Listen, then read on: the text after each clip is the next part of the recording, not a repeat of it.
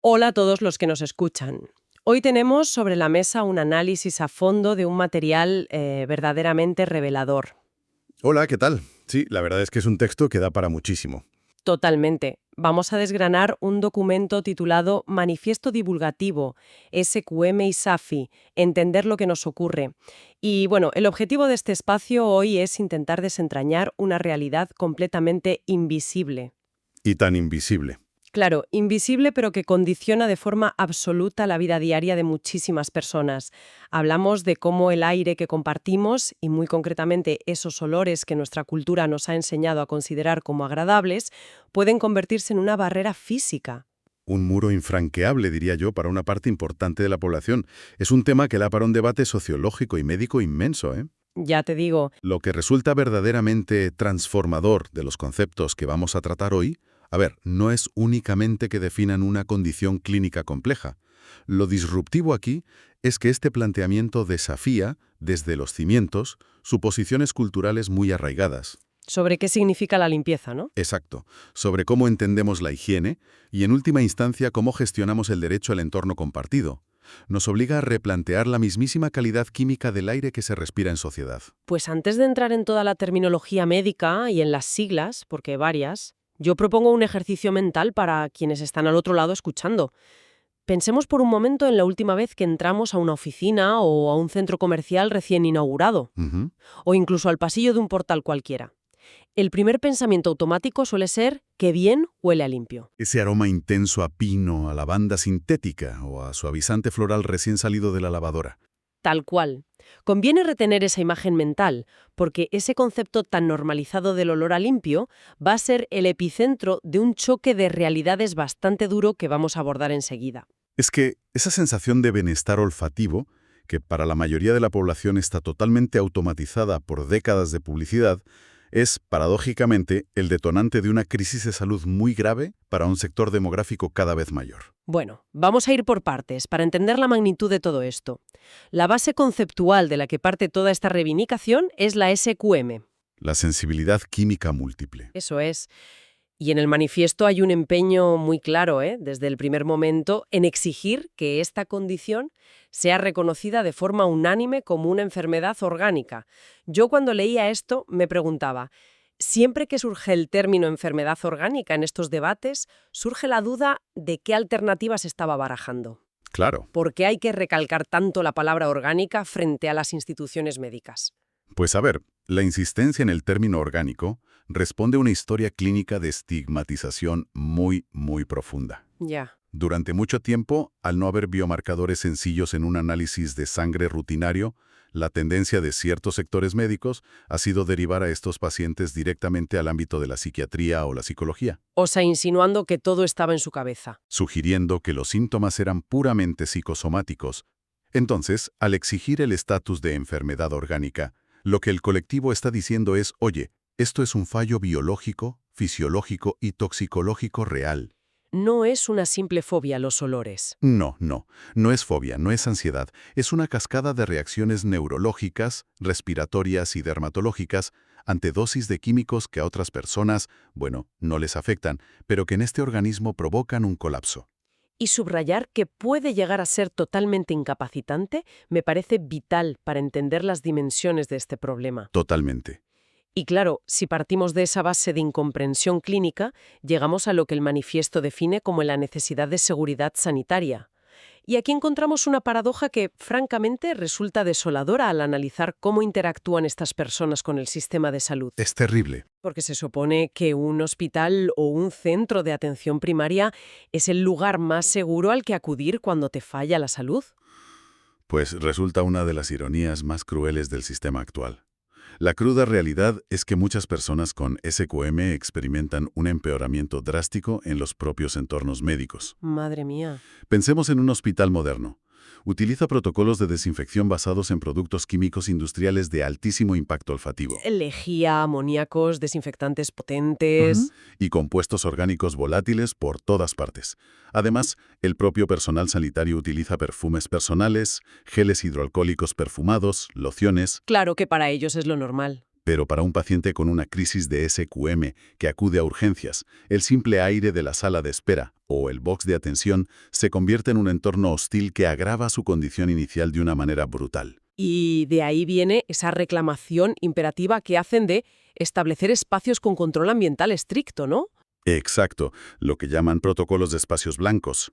Lugares donde estas personas puedan recibir asistencia médica básica, desde un simple triaje hasta una cirugía mayor, sin poner en riesgo su integridad física por la propia toxicidad del entorno. Pero a ver, si hacemos un poco de abogado del diablo, la sanidad pública ya se enfrenta a retos logísticos y de saturación enormes. Ujú. La creación de estos espacios libres de químicos debe suponer un desafío organizativo importante para cualquier gerencia. Sin duda lo es, pero es una cuestión de derechos humanos básicos en el acceso a la salud. Totalmente de acuerdo. Aunque por otro lado, fíjate, si el sistema sanitario te expulsa por su propia configuración ambiental, el mercado laboral no se queda atrás. Para nada. La segunda gran exigencia que plantean es la seguridad jurídica y laboral. Yo me pregunto cómo se articula esa desprotección de la que hablan los afectados en el día a día. Es que la desprotección es absoluta y sigue un efecto dominó muy predecible. Piensa que la invisibilidad médica se traduce automáticamente en invisibilidad administrativa. Claro, si no existes en el papel médico, no existes para el Estado. Tal cual. Imagina un trabajador de oficina que desarrolla SQM.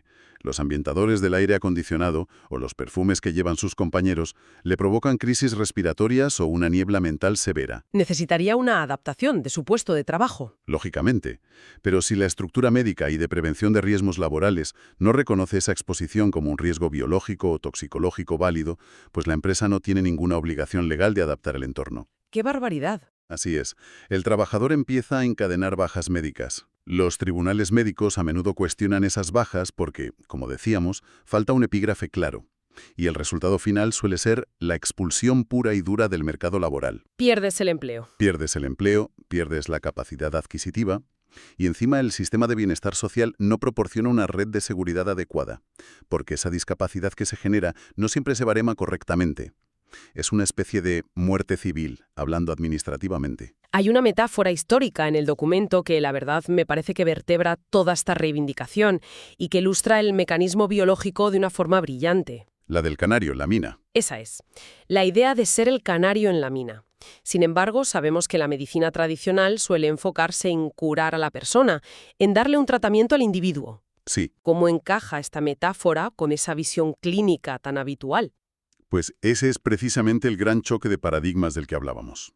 Históricamente, en las minas de carbón, los mineros bajaban a los pozos con un canario en una jaula. Sí, lo hemos visto en películas. Porque el sistema respiratorio del ave, al tener un metabolismo mucho más rápido, reaccionaba a gases tóxicos como el monóxido de carbono muchísimo antes que el cuerpo humano. Actuaba como alarma. Exacto.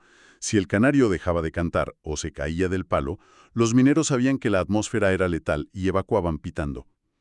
Ahora bien, la visión clínica tradicional de hoy en día, aplicada a esta metáfora, consistiría básicamente en intentar darle una pastillita al canario para que resista el gas tóxico y pueda seguir trabajando en la mina. Lo cual suena bastante absurdo si lo planteamos así, la verdad. El pájaro no está roto, no es defectuoso en absoluto.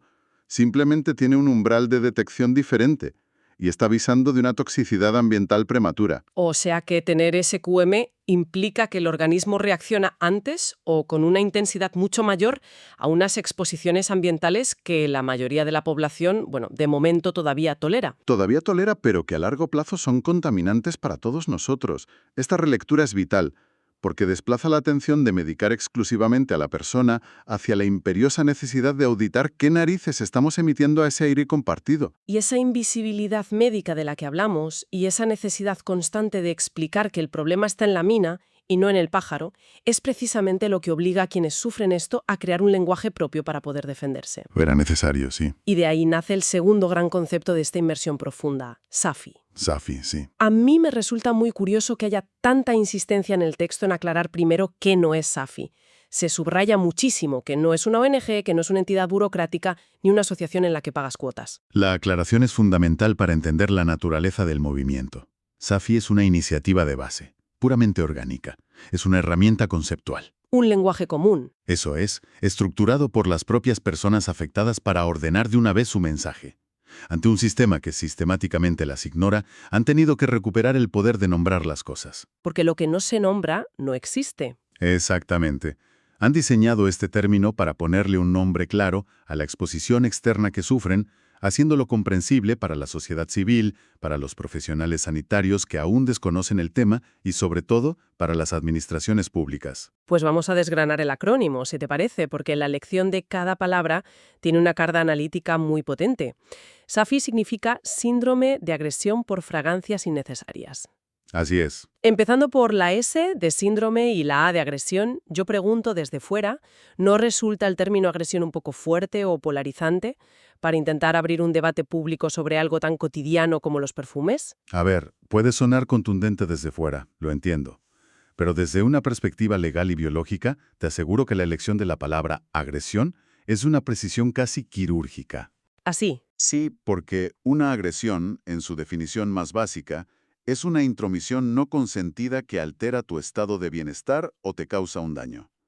Piénsalo así, si alguien en el metro te pone música a 120 decibelios, la sociedad entiende perfectamente el concepto de agresión acústica. Porque el tímpano no lo puedes cerrar a voluntad. Ahí le has dado. No puedes cerrar el oído, pues con el aire ocurre exactamente lo mismo, pero a nivel molecular. La respiración es una función biológica obligatoria, no puedes pausarla. Es de cajón, al compartir un espacio cerrado, nadie puede elegir no respirar. Pasan al aire común y entran en el torrente sanguíneo y en los pulmones de terceros sin ningún tipo de consentimiento. Por eso se cataloga de forma muy correcta como agresión ambiental. Y fíjate, la S de síndrome recalca que la consecuencia de esa invasión no es simplemente que a alguien no le guste ese olor o prefiera otro, no. Es una sintomatología física, real y medible. Exacto. Luego están las dos últimas letras, la F de fragancias y la I de innecesarias. Y aquí cuidado, porque hay que dejar claro que no estamos hablando de vertidos químicos de una fábrica o de contaminación de los tubos de escape de los coches. No. Hablamos del día a día. El foco se pone en productos cotidianos, suavizantes para la ropa que duran semanas, ambientadores de enchufe, perfumes personales, cosmética, productos para fregar el suelo. Cosas que llenan pasillos enteros en cualquier supermercado. Pero el verdadero caballo de batalla del documento está en esa letra I, lo innecesario. Esa letra es la piedra angular de todo el debate ético y de salud pública aquí. La premisa es de una lógica aplastante. El olor añadido mediante síntesis química, de verdad, no es necesario en absoluto para lograr la limpieza, ni para mantener la higiene humana o estructural de un edificio. Entonces, ¿por qué está ahí? Se introducen los productos única y exclusivamente por razones de marketing y por un condicionamiento brutal del consumidor. Llegados a este punto, hay un detalle vital para que la audiencia no confunda conceptos.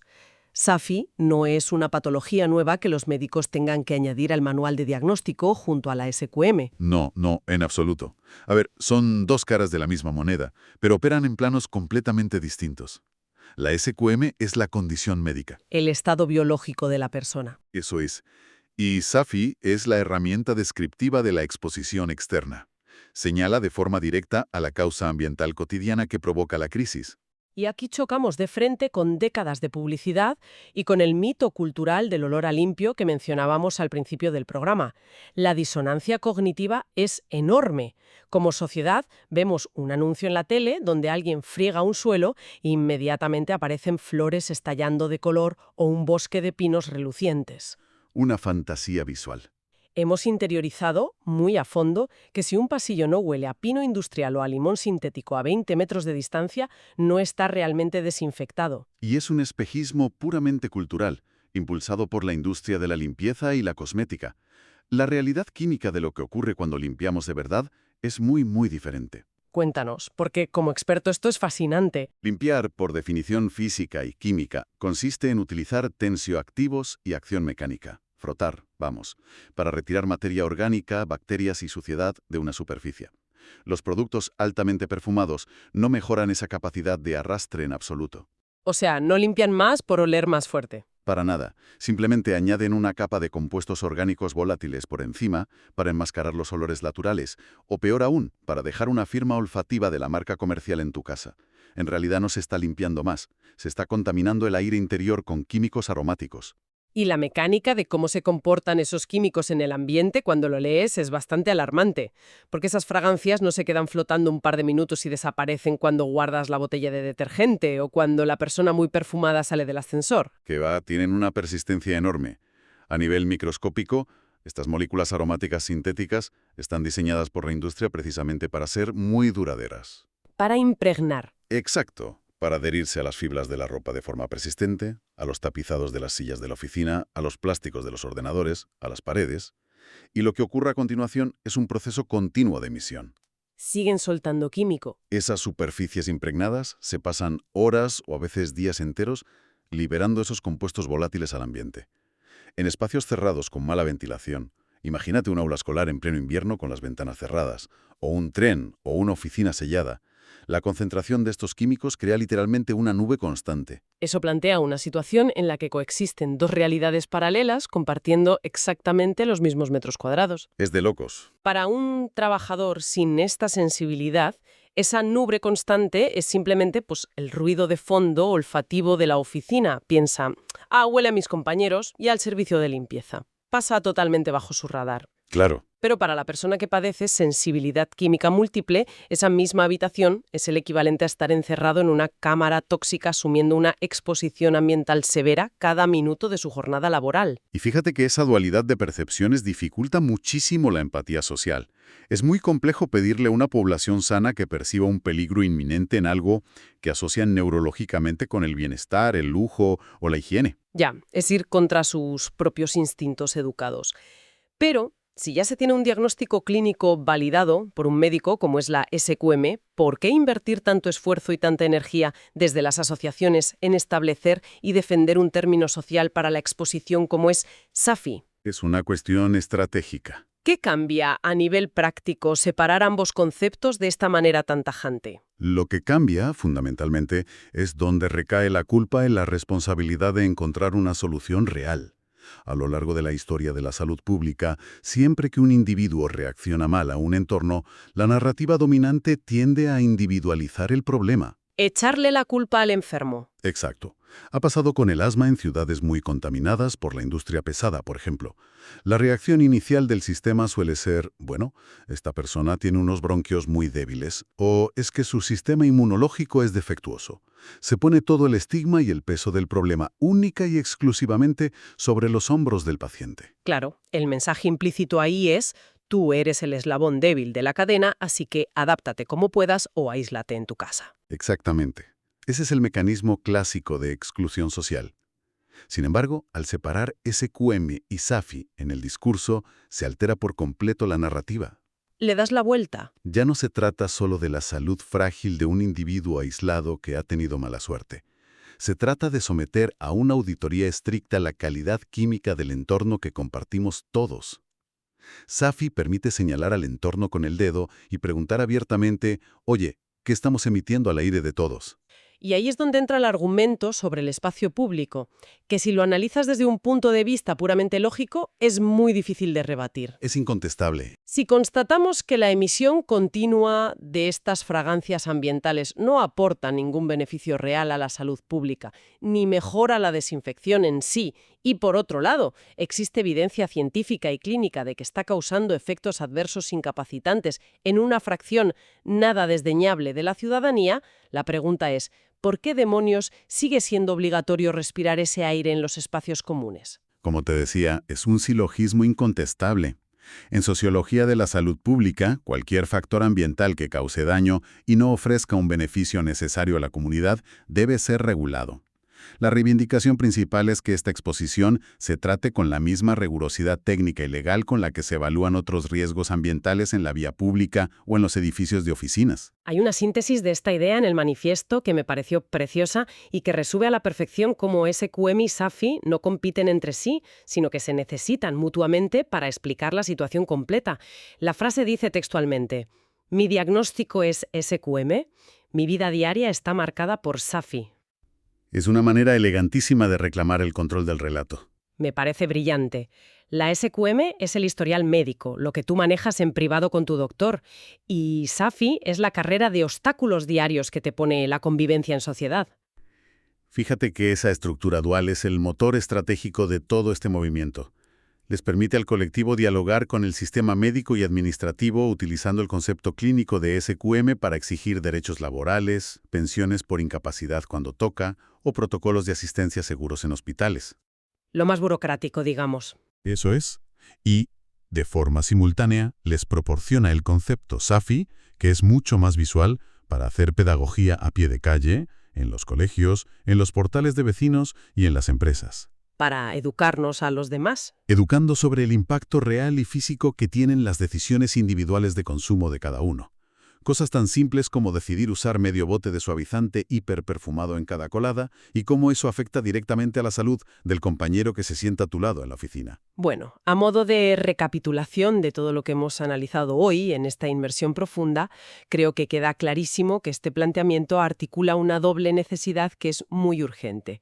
Por una parte, existe una exigencia innegociable frente al sistema sanitario y legal para que ampare de manera real y efectiva a la persona con sensibilidad química múltiple, sacándola por fin de esa invisibilidad administrativa que literalmente destroza vidas. Ese es el primer frente, vital.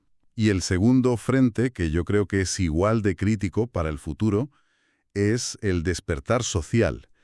Es la imperiosa necesidad de que la sociedad en su conjunto se desprenda de una vez por todas de este mito publicitario de que el olor artificial intenso es sinónimo de higiene. Dejar atrás el espejismo. Y que la gente comprenda las consecuencias físicas y reales de saturar el aire compartido con fragancias que, en el fondo, son innecesarias. Y eso nos deja en un punto de inflexión muy, muy interesante como sociedad. Fíjate que hay un paralelismo histórico ineludible que yo creo que sirve perfectamente como reflexión final. La sociedad occidental ya ha atravesado este exacto y doloroso proceso de resistencia. Sí, de debate acalorado y regulación. Hemos vivido la regulación de los espacios compartidos frente a otros elementos invisibles que molestaban o enfermaban. El ejemplo más claro y evidente para todos es el humo del tabaco en lugares públicos cerrados o la contaminación acústica. Es verdad. Hubo una época, no tan lejana, en la que fumar en la habitación de un hospital o en un avión o tener unos niveles de ruido ensordecedores en el puesto de trabajo se consideraba, pues, una simple molestia. O el derecho del otro a hacer lo que quisiera. Una preferencia individual con la que el afectado, pues, tenía que lidiar él solo, aguantando la respiración. Hubo un cambio de paradigma bestial cuando la ciencia demostró el daño del humo de segunda mano. Se entendió de forma colectiva que el aire compartido es materia de salud pública básica, no de preferencias. Totalmente. Así que, sabiendo esto, la gran pregunta que queda flotando es ¿cuánto tiempo más tardará nuestra estructura social y legislativa en observar los ambientadores artificiales, los suavizantes de persistencia extrema y los perfumes en las oficinas, exactamente a través de esa misma lente de convivencia y salud comunitaria? Ojalá que estas reflexiones se queden resonando en la mente de quienes nos han acompañado hoy. Ha sido un recorrido intenso por una realidad que, aunque invisible para los ojos, pesa toneladas en el día a día de miles de personas en nuestro país. Yo estoy segura de que este análisis a fondo servirá para que la próxima vez que pasemos por el pasillo de los detergentes o compartamos un ascensor, observemos y respiremos nuestro entorno con una perspectiva mucho más crítica, cuestionando esos aromas prefabricados y cultivando una empatía real hacia esos organismos que actúan como valientes canarios en nuestra mina moderna. Muchísimas gracias por estar ahí acompañándonos y hasta el próximo análisis a fondo.